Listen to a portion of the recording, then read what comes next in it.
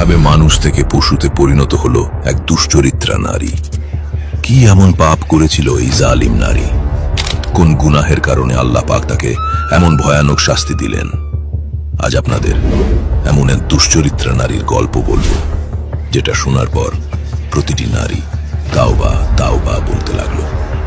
পুরো গ্রামের মানুষের চিৎকার বেরিয়ে গেল, সবাই অবাক ও বিভ্রান্ত হয়ে গেল। প্রিয় দর্শক, বাগদাদের শহরে একজন ভালো ও সুদর্শন তরুণ বাস করত, যার সৌন্দর্যের প্রশংসা সবাই করত। এই ছেলেটির মা বাবা ছোটবেলাতেই ইন্তেকাল করেছিলেন।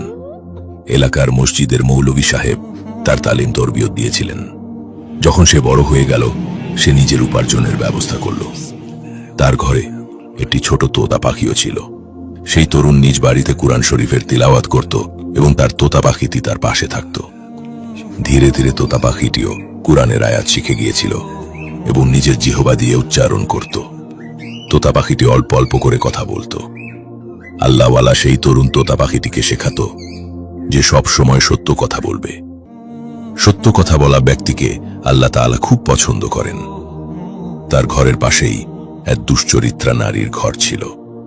সেই দুশ্চরিত্রা নারী ছিল অত্যন্ত সুন্দরী। একদিন সেই দুশ্চরিত্রা নারীর মামা তাকে বলল, ভাগ্নি, আপনার রূপে পুরো গ্রাম পাগল, কিন্তু এমন একজন তরুণ আছে যে কখনো আপনার দিকে তাকিয়েও দেখেনি। সে খুব নেক ও সম্মানিত মানুষ। মসজিদ থেকে সোজা ঘরে আসে এবং ঘর থেকে সোজা মসজিদে যায়। দুশ্চরিত্রা নারী বলতে লাগলো, এটা কিভাবে সম্ভব?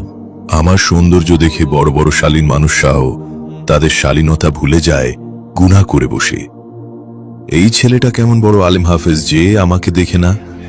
তার চাকর বাকরেরা বলল, আপনি চাইলে পরীক্ষা করে দেখতে পারেন। সে বলল, ঠিক আছে।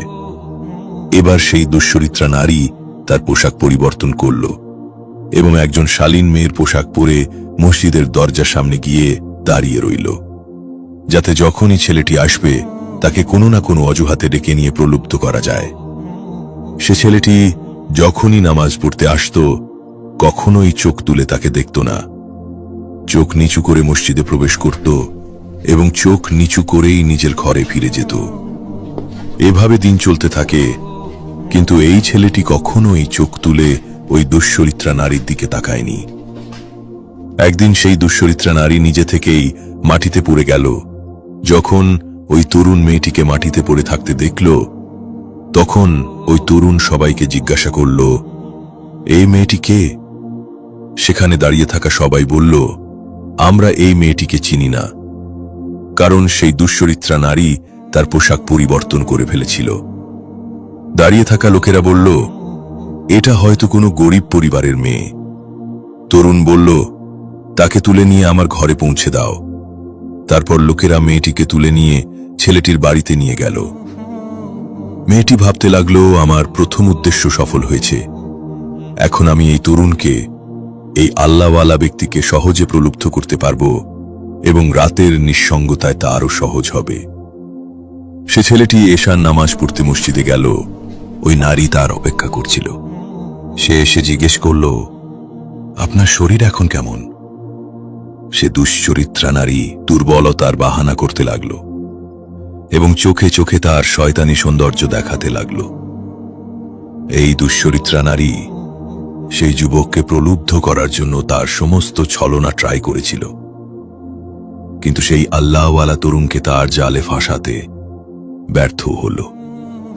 সে ক্লান্ত হয়ে শুয়ে পড়ল এবং ভাবতে লাগল, যদি এর জায়গায় একজন বুড়ো মানুষও থাকত, তবে সেও আমার পিছনে আসত। কিন্তু জানি না এই ছেলেটি কোন মাটির তৈরি। আমার কোনো ইশারাই সে বুঝছে না। তারপর সেই আল্লাহওয়ালা তরুণ তাকে প্রশ্ন করল, আপনার এই পৃথিবীতে কে আছে? আপনার মা বাবা কোথায়? আপনার বাড়ি কোথায়? সে বলল, এই পৃথিবীতে আমার কেউ নেই। এবং এই বলে সে কাঁদতে শুরু করল। আল্লাহওয়ালা ওই তরুণ যখন এটা শুনল, তার খুব দুঃখ হল এবং তরুণ সেই মেয়েটিকে বলল, আপনি আমার জন্য একজন অচেনা নারী এবং আপনার আমার সঙ্গে থাকা ঠিক হবে না। এই কথা শোনার পর ওই নারী বলতে লাগল, আমি এখন কোথায় যাব? তরুণ বলল, আজ রাত আপনি আমার সঙ্গে এখানে থাকতে পারেন, কিন্তু সকালে আপনাকে চলে যেতে হবে। এটা শুনে সে নারী ভাবতে লাগলো কিভাবে তাকে দিয়ে গুনাহ করাবো। সে সব কিছু চেষ্টা করে গেল। পরদিন সেই আল্লাহওয়ালা তরুণ মাওলানা সাহেবের কাছে পরামর্শ নিতে গেল। একটি দরিদ্র নারী আমার ঘরে আছে, আমি খুবই চিন্তিত, আমি কি করব?